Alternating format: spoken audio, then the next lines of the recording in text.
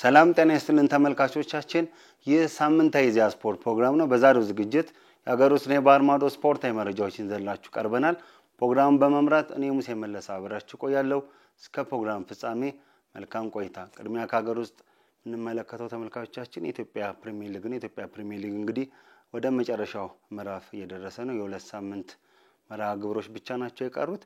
በዚህ በያዝነው ሳምንት የ34ኛ ሳምንት ጨዋታዎች በአዳማ ሳይንስና ቴክኖሎጂ ዩኒቨርሲቲ ስቴዲየም ተከናውኗል። በእነዚህም የተለያዩ ውጤቶች ተመዝግበዋል። እነሱም ውጤቶች የምናቀርብላችሁ ይሆናል። ሰኔ አንድ በተደረገው የመጀመሪያ ጨዋታ አዳማ ከተማ ስኩል ሽሬን 4-2 አሸንፏል። ወጣቱ የ2016 የኢትዮጵያ ፕሪሚየር ሊግ ኮከብ ተጫዋች ቢናያም አይተን 2 ግቦችን ሲያስቆጥር አድናን ረሻልና የስኩል ሽሬው ሰለሞን ገብረ ክርስቶስ በራሱ ግብ ላይ ቀሪዎቹን ግቦች ለአዳማ ከተማ አስቆጥሯል። ብርሃኑ አዳሙና አላዛር ሽመልስ ለስኩል ሽሬ ግቦቹን አስቆጥረዋል ማለት ነው። ውጤቱን ተከትሎ እንግዲህ አዳማ ከተማ ነጥቡን ወደ 39 ከፍ ማድረግ ችሏል። አሁንም 15ኛ ደረጃ ላይ ይገኛል ማለት ነው። አስቀድሞ እንግዲህ ከሊጉ የወረደው ስኩል ሽሬ 17ኛ ደረጃ ላይ ይገኛል ማለት ነው። በሊጉ 16ኛ ሽንፈቱን አስተናግዷል። በሊጉ ከፍተኛ ሽንፈት ያስተናገዱ ቡድኖች ስኩል ሽሬና ወልዋሎ ዓዲግራት ዩኒቨርሲቲ ናቸው። ሁለቱም በተመሳሳይ 16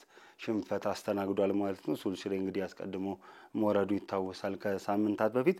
በዚህ ላይ በተደረገው ሌላኛው ጨዋታ አርባ ምንጭ ከተማና ቅዱስ ጊዮርጊስ ያለምንም ግብ አቻ ተለያይቷል ማለት ነው። ሰኞ ዕለት ማለት ነው 3 ጨዋታዎች ተደርጓል። በዚህ ዕለት በነበረው የመጀመሪያው ጨዋታ መቀሌ ሰባ እንደርታና ኢትዮጵያ ቡና ተገናኝተው አንድ አቻ በሆነ ውጤት ጨዋታው ተጠናቋል።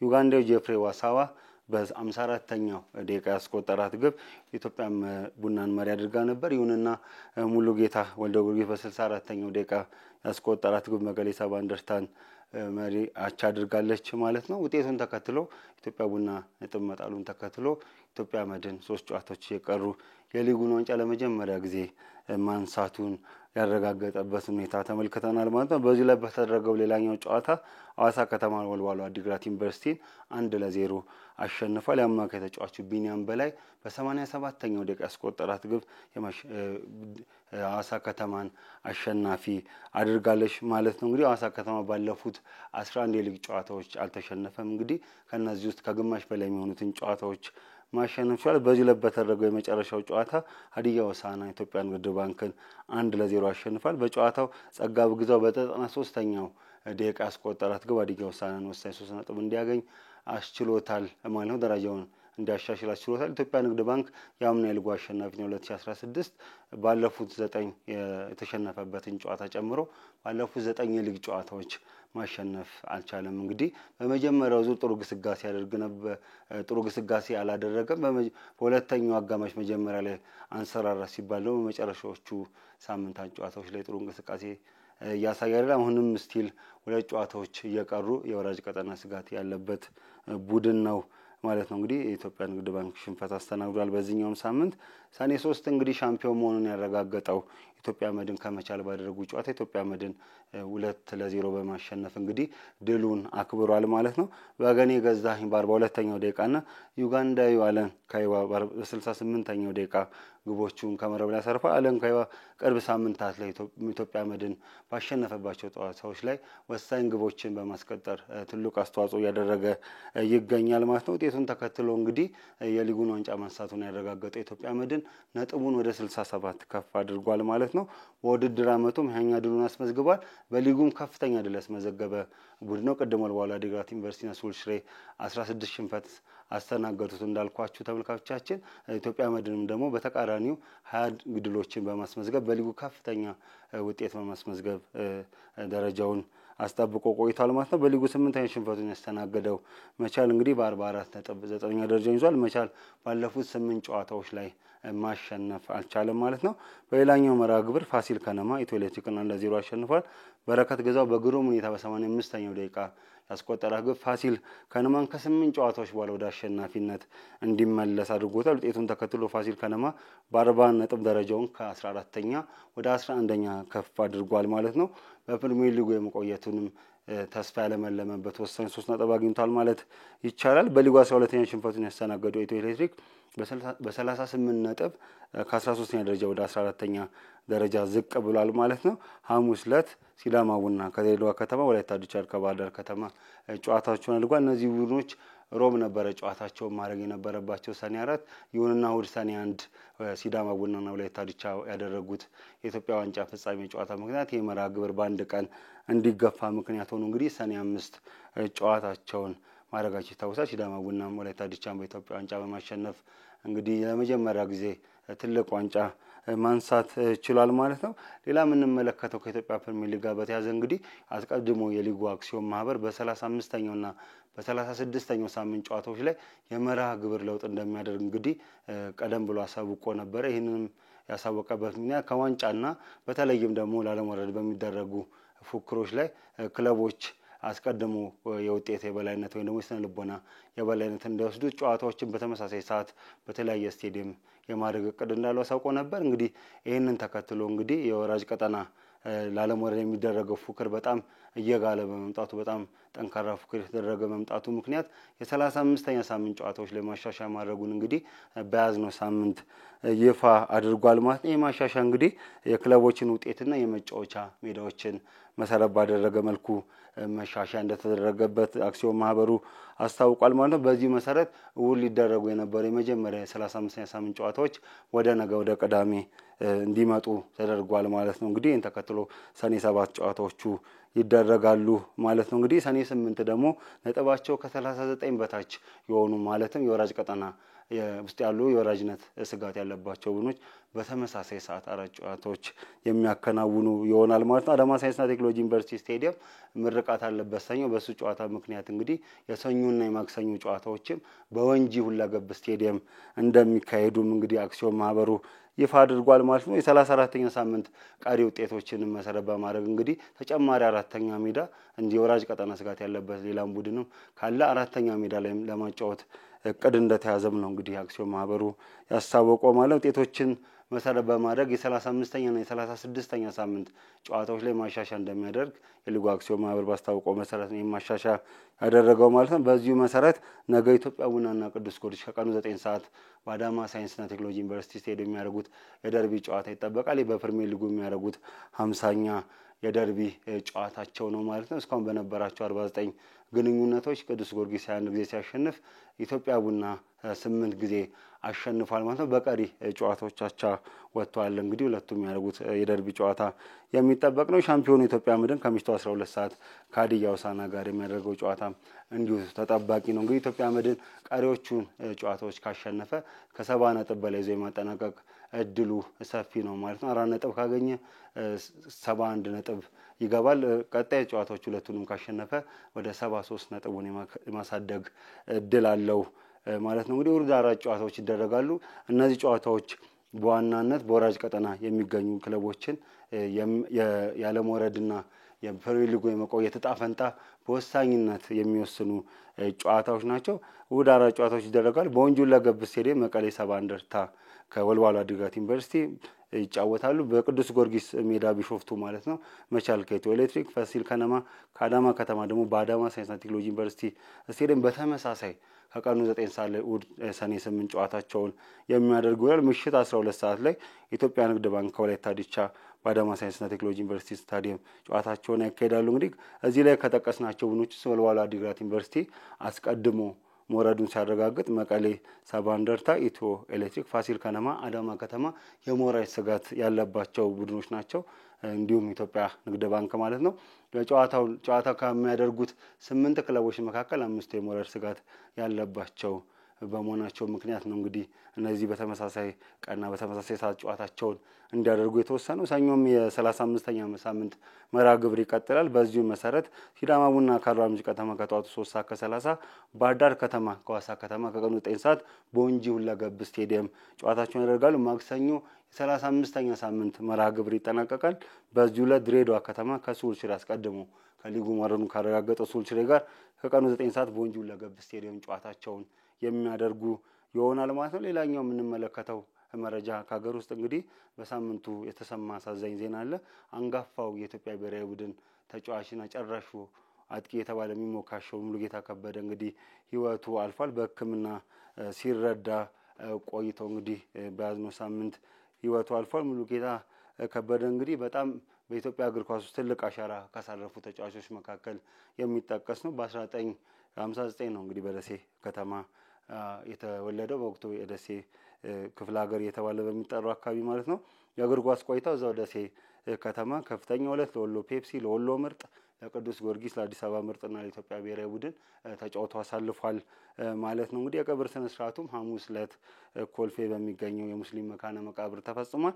ከዛ በፊት ጠዋት ላይ በአዲስ አበባ ስቴዲየም በርካታ የእግር ኳስ አፍቃሪያን በተገኙበት የአስክሬን ሽኝት መርሃ ግብር ወይም ደግሞ የክብር ሽኝት ተከናውኖለታል ማለት ነው። እንግዲህ ከመንግስቱ ወርቁም በኋላ እንግዲህ በጣም የሚጠቀስ ድንቅ አጥቂ ነው። ጎሎችም የሚያስቆጥርበት በቀላሉ የሚያስቆጥርበትን መንገድ ከብዙ ደጋፊዎች ከብዙ ተንታኞች በጣም አድናቆት ያስቸረው ጉዳይ ነው። በኢትዮጵያ እግር ኳስ ታሪክ ውስጥ ከታዩ ድንቅ አጥቂዎች መካከልም በዋናነት የሚጠቀስ ተጫዋች ነው። የሴካፋን ዋንጫም እንድታነሳ ኢትዮጵያ ትልቅ አስተዋጽኦ ያደረገ ተጫዋች ነው። እንግዲህ ፌዴሬሽኑም ለቤተሰቦቹ ለኢትዮጵያ እግር ኳስ ፌዴሬሽን ማለት ነው ለቤተሰቡ ለወዳጅ ዘመዶቹ መጽናናትን ተመኝቷል ማለት ነው። እኛም በኢዜአ ስፖርት ስም ለቤተሰቡ ለወዳጅ ዘመዶቹ መጽናናትን እንመኛለን። ከሀገር ውስጥ የምንመለከተው የመጨረሻው መረጃ እንግዲህ የስድስተኛው የመላው ኢትዮጵያ ስፖርት ጨዋታ ነው። የጨዋታ እንግዲህ በጅማ ከተማ የሚደረግ ይሆናል። ውድድሩ ስፖርት ለህብር ኢትዮጵያ አርበኝነት በሚል መሪ ሀሳብ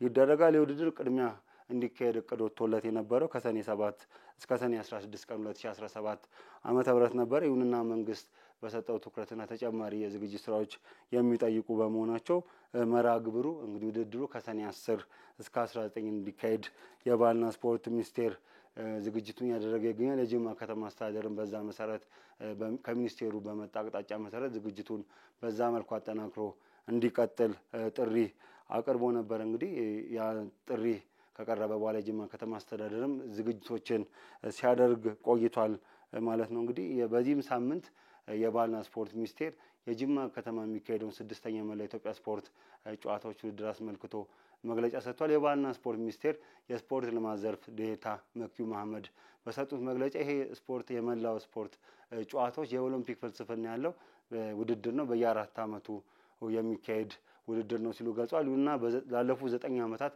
በተለያዩ ምክንያቶች ተቋርጦ እንደነበርና አሁን በድጋሚ ከ9 ዓመታት በኋላ እንደተጀመረ ማንሳው የባህልና ስፖርት ሚኒስትር ዴኤታው መኪዩ መሐመድ እንግዲህ በመግለጫቸው ላይ ውድድሩ ከስፖርትም ባለፈ እንግዲህ የህዝቦችን ትስስር በማጠናከር የህዝብ ለህዝብ ግንኙነትን በማጠናከር መተሳሰብን፣ መደጋገፍን፣ በጎ የሚባሉ የኢትዮጵያ እሴቶችን ከማጉላት አኳያ የራሱ ፋይዳ እንዳለውና በቀጣይ ውድድሮች ላይ ኢትዮጵያን ወክለው የሚሳተፉ በኦሎምፒክ ስፖርት የሚሳተፉ ስፖርተኞችን ለመመልመል በቀጣይም ደግሞ በሚካሄደው የመላው አፍሪካ ጨዋታዎች ላይ የሚሳተፉ ተወዳዳሪዎችንም ለመምረጥ የሚያስችል ውድድር እንደሆነም አንስተዋል ማለት ነው። እንግዲህ ውድድሩን እንግዲህ በብቃት እንደሚወጡት እንግዲህ አስተያየታቸውን ሰጥተዋል መኪዩ መሐመድ ስፖርተኞች። ከዛ ባለፈም ደግሞ ስፖርታዊ ስነ ምግባርን በመጠበቅ እንግዲህ ውድድሩን እንዲያከናውኑ ለስፖርተኞቹም ጥሪ አቀርበዋል ማለት ነው። ተመልካቾቻችን ከሀገር ውስጥ የነበሩ ስፖርታዊ መረጃዎች ይህን ይመስላሉ።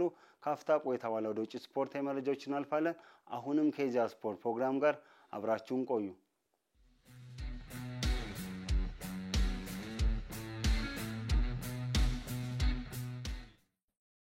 ተመልሰናል ተመልካቾቻችን። ከውጭ የምንመለከተው የፊፋ ክለቦች የዓለም ዋንጫ ውድድር ይሆናል። ይህ ውድድር ነገ በአሜሪካ የሚጀመር ይሆናል ማለት ነው። ውድድር እንግዲህ ከዚህ ቀደም በየአህጉራቱ ያሉ የክለቦች ውድድሮችን ያሸነፉ ቡድኖች የሚሳተፉበት ውድድር ነው። 7-8 የዓለማችን ክለቦች ብቻ ናቸው ከተለያዩ የአህጉራት እግር ኳስ ኮንፌዴሬሽኖች የሚሳተፉት።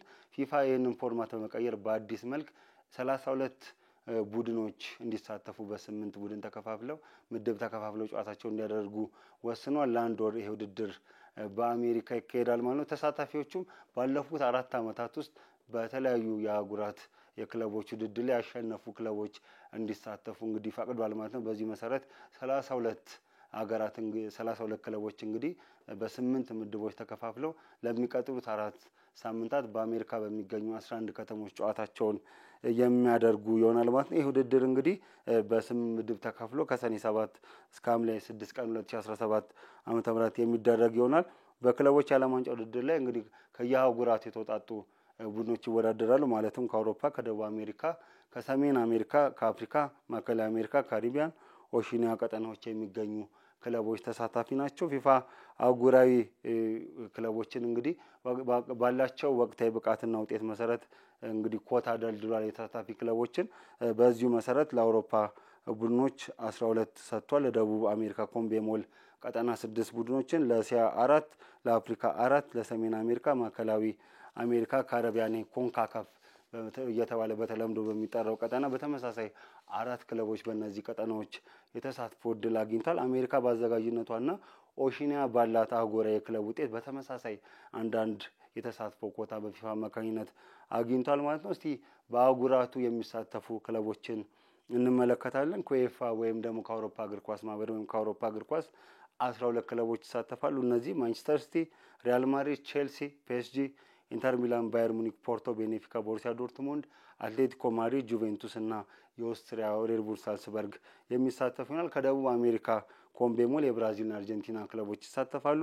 ፓልሜራስ፣ ፍላሚንጎ፣ ፍሉሚንሴ፣ ቦታፎጎ፣ ሪቨር ፕሌት እና ቦካ ጁኒየርስ የሚሳተፉ ይሆናል። ከብራዚል 4 ቡድን ከአርጀንቲና ደግሞ 2 ቡድኖች የሚሳተፉ ይሆናል ማለት ነው። ከእስያም እንደዚሁ አልሂላል የእስያ ሻምፒዮንስ ሊግ አሸናፊ ለመጀመሪያ ጊዜ በያዝነው ዓመት ማንሳቱ ይታወሳል። አልአህሊ ከሳውዲ አረቢያ፣ ኡራሬድ ዳይመንድስ ከጃፓን፣ አላይን ከተባበሩት አረብ ኤሚሬቶች፣ ኡልሳን ከኮሪያ ሪፐብሊክ የሚሳተፍ ይሆናል። ከካፍ ቀጠና ደግሞ ወይም ከአፍሪካ እግር ኳስ ኮንፌዴሬሽን ደግሞ የግብፁ አልአህሊ፣ የሞሮኮ ዋይዳድ ባዛብላንካ፣ ኤስፔራንስ ከቱኒዚያ፣ ማሜሎዲ ሳንዳውንስ ከደቡብ አፍሪካ የሚሳተፉ ይሆናል ማለት ነው።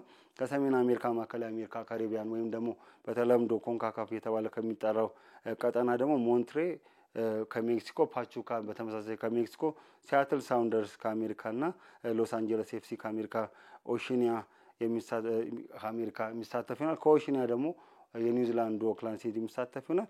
ለውድድሩ ሀገር አዘጋጅ ከሲያትል ሳውንደርስ እና ከሎስ አንጀለስ ውጭ ተጨማሪ የተሳትፎ ኮታ ያገኘው የሊዮኔል ሜሲው ክለብ ኢንተር ሚያሚ ነው። ኢንተር ሚያሚ ይህንን ውድድር እድል ያገኘው በ2004 እንደ አውሮፓውያን አቆጣጠር በሜጀር ሊግ ሶከር በርካታ ነጥቦችን በመሰብሰቡ ምክንያት ነው። ይሄ ሰፖርት ሺልድ ቤስት ምርጥ ነጥብ በአመት ውስጥ በውድድር አመት ውስጥ ከፍተኛ ነጥብ የሰበሰበ ቡድን የሚያገኘው ሽልማት አለ። እሱን ሽልማት በማግኘቱ ምክንያት በሜጀር ሊግ ሶከር የውድድር ደንብ መሰረት ኢንተር ሚያሚ ሌላኛው አሜሪካን ወክሎ የሚሳተፍ 3ኛ ቡድኑ አለ ማለት ነው። ምድብ ድልድሉን ስንመለከት በዚህ መሰረት በምድብ 1 አልአህሊ፣ ኢንተር ሚያሚ፣ ፓልሜራስ እና ፖርቶ ተደልድሏል። በምድብ 2 አትሌቲኮ ማድሪድ፣ ቦታፎጎ፣ ፒኤስጂ እና ሲያትል ሳውንደርስ። በምድብ 3 ኦክላንድ ሲቲ፣ ባየር ሙኒክ፣ ቤኔፊካ፣ ቦካ ጁኒየርስ ተመድቧል። በምድብ 4 ኤስፔራንስ ከቱኒዚያ፣ ፍላሚንጎ፣ ሎስ አንጀለስ እና ቼልሲ ተደልድሏል ማለት ነው።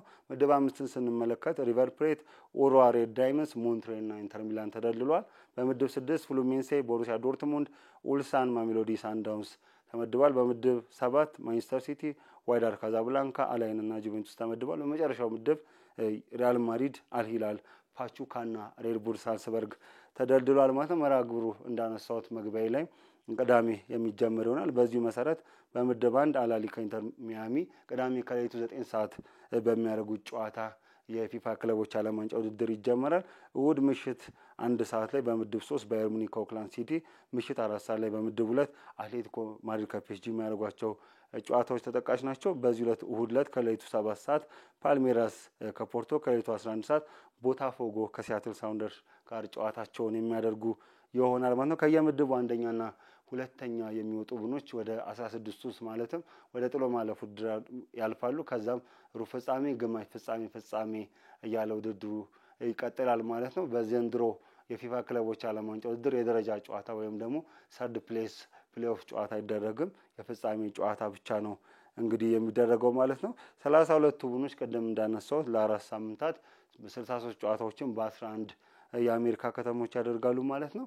በተጫዋቹ በውድድሩ በአጠቃላይ በውድድሩ በፊፋ ክለቦች ዓለም ዋንጫ ውድድር ላይ ደምቆ ይታያሉ ተብሎ ግምት የሰጣቸው ተጫዋቾች አሉ። ከነዚህ መካከል የኢንተር ሚያሚ ሊዮኔል ሜሲ፣ የሪያል ማድሪዱ ኪሊያን ምባፔ፣ የፒኤስጂ ኡስማን ዴምቤሌ፣ ኡማር ማርሙሽ ከማንቸስተር ሲቲ፣ ኮል ፓልመር ከቼልሲ፣ ዴኒስ ቦዋንጋ ከሎስ አንጀለስ የጋቦናዊ ተጫዋች ነው። ፍራንኮ ማንሱዋኖ የሪቨር ፕሌት ተጫዋች ነው። ከፊፋ ክለብ የዓለም ዋንጫ በኋላ ሪያል ማድሪድን የሚቀላቀል ተጫዋች ነው። የ17 ዓመት ተጫዋች ነው። አንጋፋ የጀርመን ተጫዋች ቶማስ ሙለር፣ ዌስተር ማኬኔኒ ከጁቬንቱስ፣ ስቴቫኦ ዊሊያን ከፓልሜራስ ወይ ነው ከቼልሲ አሁን በክረምት የተዘዋዋጮች የዝውውር መስኮት እንግዲህ ወደ ቼልሲ ማምራቱ ይታወሳል። በፓልሜራስ ቆይታ ካደረገ በኋላ ከፊፋ ክለቦች ዓለም ዋንጫ በኋላ ቼልሲን የሚቀላቀሉ ይሆናል። በውድድሩ የሚጠበቁ ወሳኝ ተጫዋቾች ናቸው። በዚህ ውስጥ እነ ስቴቫን አሉ፣ እነ የአርጀንቲናዊ ተጫዋች ፍራንኮ ማስቱዋኖም ይጠቀሳሉና ሌሎችም እነ ኪሊያን ምባፔ እና ሊዮኔል ሜሲም ይጠቀሳሉ። ወጣትና